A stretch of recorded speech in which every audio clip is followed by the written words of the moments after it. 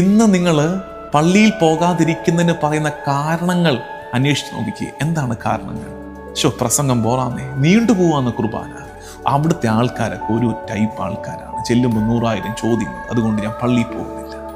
ഇതൊന്നുമല്ല പള്ളിയിൽ പോകേണ്ടതിൻ്റെ കാരണം. താളത്തിൽ പാട്ടുകൾ പാടാൻ അറിയാത്തൊരു അച്ഛനാണ് കുർബാന ചൊല്ലുന്നതെങ്കിലും, പ്രസംഗത്തിനകത്ത് പുതിയതായിട്ട് നമുക്ക് കിട്ടാൻ ഒന്നുമില്ലെങ്കിലും, അത്ര മെച്ചമുള്ള ഒരു ഗായക സംഘമല്ല ആ പള്ളിയിലുള്ളതെങ്കിലും, അവിടുത്തെ കോൺഗ്രിഗേഷൻ, അവിടുത്തെ കമ്മ്യൂണിറ്റി, സമൂഹം അത്ര വെൽക്കമിങ് അല്ല, അത്ര നമ്മളോട് ഫ്രണ്ട്ലി അല്ലെങ്കിലും, പരിശുദ്ധ കുർബാന ഇവർക്കെല്ലാം ഉപരിയാണെന്ന് നമ്മൾ തിരിച്ചറിയണം. ഇതൊന്നുമല്ല പരിശുദ്ധ കുർബാനയുടെ ഏറ്റവും പ്രധാനപ്പെട്ട ഫാക്ടർ. എൻ്റെ നാഥനും കർത്താവുമായവന് അവൻ അർഹതപ്പെട്ടത് ഞാൻ കൊടുക്കുന്ന നേരമാണ് പരിശുദ്ധ കുർബാന.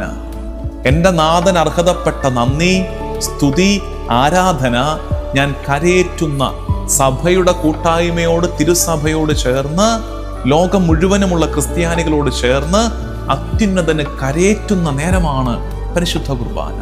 അർഹതപ്പെട്ടത് അർഹതപ്പെട്ടവന് നൽകുന്ന നേരമാണ് പരിശുദ്ധ കുർബാന.